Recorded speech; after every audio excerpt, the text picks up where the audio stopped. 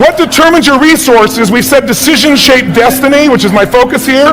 If decisions shape destiny, what determines it is 3 decisions. What are you going to focus on? Right now, you have to decide what you're going to focus on. In this second, consciously or unconsciously, the minute you decide to focus on something, you got to give it a meaning. And whatever that meaning is produces emotion. Is this the end or the beginning? An emotion then creates what we're going to do, or the action. So think about your own life, the decisions that have shaped your destiny.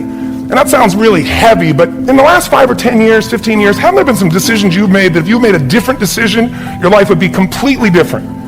The history of our world is these decisions. When a woman stands up and says, no, I won't go to the back of the bus, she didn't just affect her life. That decision shaped our culture. Or someone standing in front of a tank. Or being in a position like Lance Armstrong and someone says to you, you got testicular cancer. That's pretty tough for any male, especially if you ride a bike. Right? You got it in your brain, you got it in your lungs. But what was his decision of what to focus on? Different than most people. What did it mean? It wasn't the end, it was the beginning. What am I going to do? He goes off and wins 7 championships he never won once before the cancer because he got emotional fitness, psychological strength. That's the difference in human beings that I've seen of the 3 million I've been around. Because that's about my lab. I've had 3 million people from 80 different countries that I've had a chance to interact with over the last 29 years. And after a while, patterns become obvious. You see that South America and Africa maybe connect in a certain way, right? Other people say, oh, that sounds ridiculous. It's simple. So what shaped Lance? What shapes you? 2 invisible forces, very quickly. 1, state. We all have had times. Have you had a time you did something and after you did it, you thought to yourself, I can't believe I said that. I can't believe I did that. That was so stupid. Who's been there? Say aye. Have you ever done something after you do it, you go, that was me. Right? It wasn't your ability, it was your state. I show people how to change that quickly, but what I want to finish with quickly here is your model of the world is what shapes you long term. Your model of the world is the filter. That's what's shaping us. That's what makes people make decisions. We want to influence somebody, we got to know what already influences them. And it's made up of 3 parts, I believe. First, what's your target? What are you after? Which I believe it's not your desires. You can get your desires to goals, so it's needs we have. I believe there are 6 human needs. Second, once you know what the target that's driving you is, and you uncover it for the truth, you don't form it, you uncover it. Then you find out what's your map. What's the belief systems that are telling you how to get those needs? Some people think the way to get those needs is destroy the world. Some people is to build something, create something, love someone. And then there's the fuel you pick. So very quickly, 6 needs. Let me tell you what they are. First one, certainty.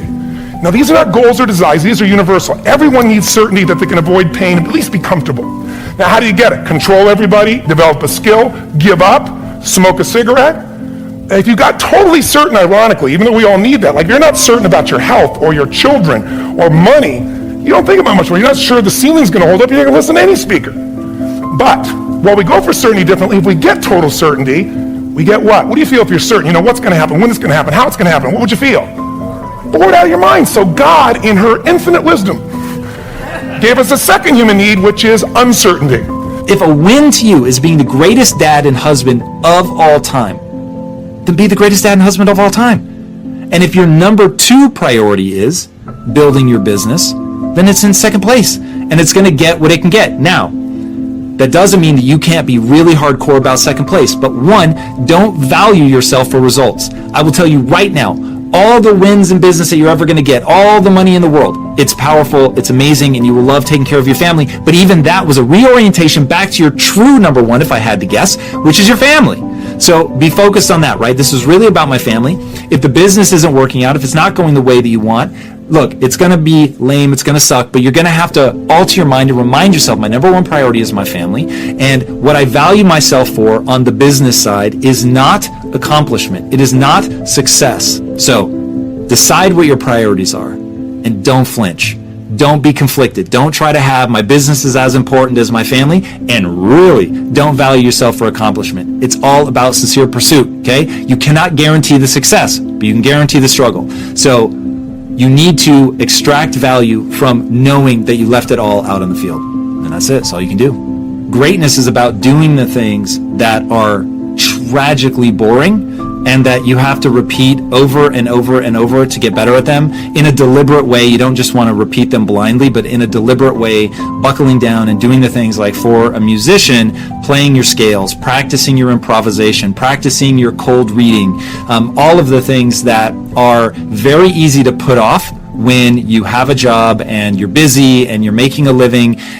It's kind of like typing. What they find is most people sort of, their typing rate, if I remember right, it's like 65 to 70 words per minute, is where most people tap out. But I think the record is somewhere around 250 correct words per minute. So if the average person is tapping out around 65, but the delta is all the way between 65 and 250, you begin to see like how far you can really push yourself. But people get to a level that they deem acceptable, and they just sort of stop there. But because everybody is being forced to shut down right now, if you're a musician and you're saying, look, I'm not worried about streaming and going live and all of that, which I think there's a whole question to be answered about doing that and about how you could generate even more revenue by going online. But you asked me to set that aside, so I'm going to set that aside. But right now is that chance to embrace a level of boredom that most people are not willing to push through in order to get to greatness. So in a business context, I always tell people boredom kills more entrepreneurs than anything. It kills more entrepreneurs than fear. Most people, they just can't slog through sucking at something and sitting in the discomfort that you get from doing the things that you're not good at long enough to get good at even those things so that you can truly go out and create art. Because I don't think you can create real art until you've mastered the basics to the point where, as Bruce Lee said, you don't think kick, you just kick.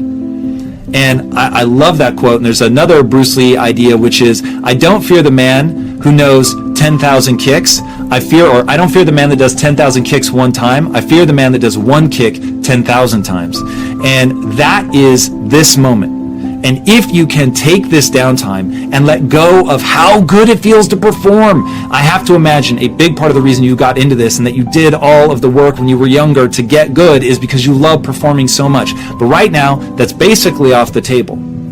So if in this moment you can buckle down, be disciplined, set your sights on something very specific that you want to get good at, disciplined practice at that thing to get good at this. On the other side of this, you're going to be far more extraordinary than you were when you went in because you no longer have the distractions of the actual performance. You can just get down to practicing. So flip that switch in your mind and think all about coming out the other side of this, a beast, an absolute monster, better than you went in. And if you can tell yourself that story, I'm committed to this, I'm willing to do these things that other people aren't willing to do, and put in the practice and understand as you're going through that unimaginable boredom, that on the other side of this is a skill set that has utility, then this becomes an extraordinary time. But if you keep telling yourself the story that so many others are telling, which is this is, a time of deprivation, it's just lamenting that you're not able to perform and all the things that made you love music in the first place, then just because you're repeating that, it becomes a dark time.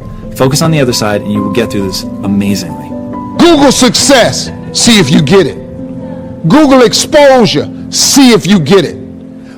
You have to be exposed to certain things in order for you to know it. And success is hard.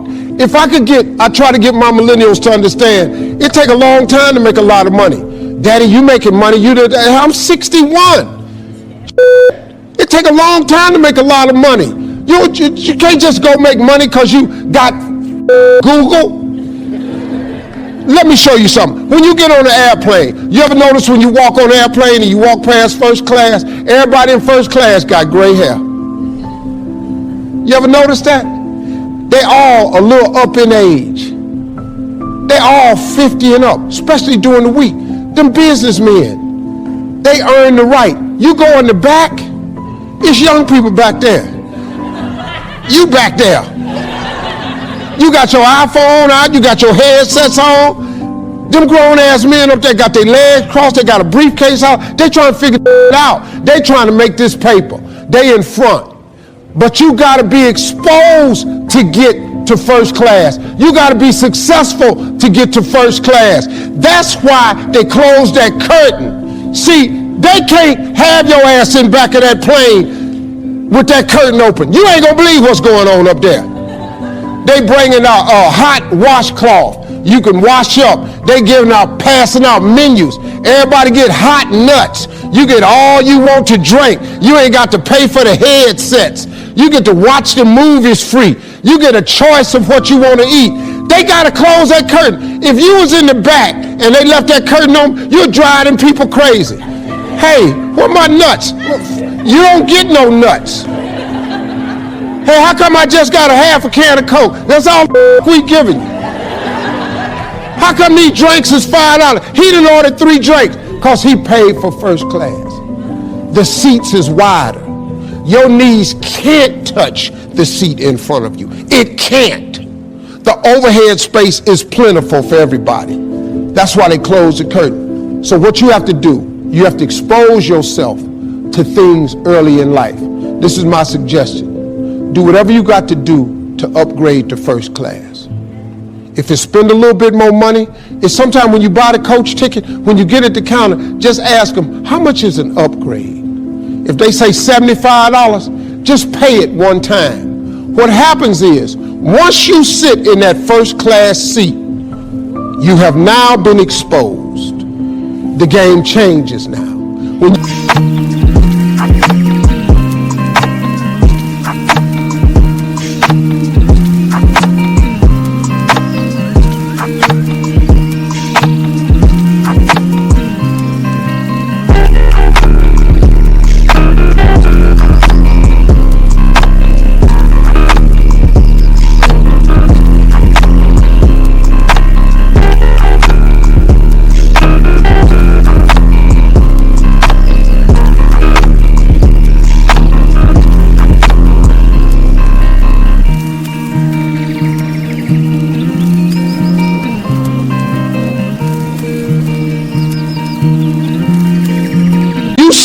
That there's actually room on each side of you in first class. When you discover that you can slouch in your seat, that your arm does not have to touch the other person's arm, that they're going to bring you a hot towel, they're going to give you a menu, they're going to let you drink all you want. You ain't got to buy the headsets.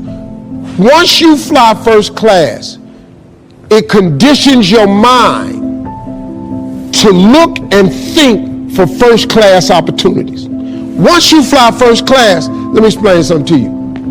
Walking past first class is gonna be hard. Once you done set up there, flew a couple hours in first class, walking past them seats will be the hardest walk you make because you've been exposed. Don't plan too much. Doesn't work. For me, it didn't work, frankly. Don't plan too much your career because what you're going to be facing in life is probably more powerful and much bigger than you ever imagined. So if you're following your plan, you may miss a lot of opportunity coming on the side, but you don't even look at them by saying, oh, I need to continue on my plan. Okay? Even though on the side, you're going to have a huge opportunity coming, you don't look at them. So don't plan too much or be flexible on the planning. You're going to have a lot of opportunity, particularly in the period we're getting in, 2010, 2020. I think there's going to be a lot of transformation coming, and there's going to be a lot of opportunity, so be flexible. But some of these mountains that can be climbed by you and me, it takes a day to get to the top, and then you camp up there and you come down the next day. And on many of these places in Switzerland where you can do that, about halfway up the mountain is what they call the halfway house, halfway up the mountain. So a group of people starts off with a guide in the morning, and about noon, you're kind of tired. You've been walking now for 4 or 5 hours, and you're coming up to the halfway house. It's just it's a wonderful sight. Because as soon as you enter in the halfway house, you can smell the food, and they're getting ready for a good lunch, and you sit down, there's a fire in the fireplace, and there's nice soft chairs, and you can just rest your body and refresh your body. And you've got to be very careful as an entrepreneur to be brutally honest with yourself, and those are some of the things that you'll hear from me as a mentor, that know what you know what you don't know, but you've got to know your business better than anybody. I think the most important is knowing your strengths and weaknesses and knowing what you enjoy doing. If you look at it as a job, you've already lost. It's not going to be your passion, and you're going to count the hours. If you look at it as something you love to do, and then you know what your strengths are, then you can leverage those strengths in your business and in helping others. And once you recognize your weaknesses, then you can work with people that complement you. I mean, every one of my businesses, I've had a partner who's very anal. Martin Woodall, Tom.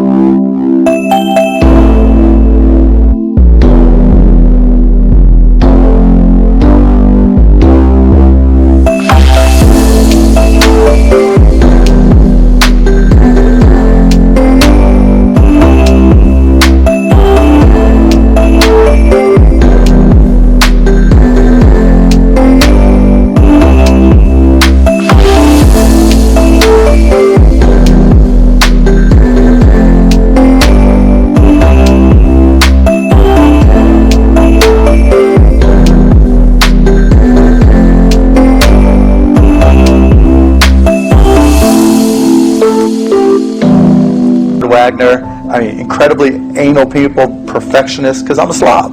You know, I'm a big picture, think about what's around the corner, how is technology going to change things, how can I change, you know, this industry, and, you know, making sure that there's somebody there to dot the I's, cross the T's, and keep me in the baselines, and, you know, recognizing my weaknesses is just as important as recognizing my strengths and my core competencies, and you know, having a passion to do them. What do you do when it seems like suffering won't stop? What do you do when it feels like your pain doesn't have a point? What does it do when it feels like your weakness continue to worsen? Maybe you've taken a knockdown concerning your finances lately. Maybe it's with your kids, maybe with your marriage, maybe with your health, maybe some other arena of life. You're laying on the mat gasping and you don't know what you're gonna do. People ask you how you are and you say fine, but you're not fine, and they'll never know that. We're people.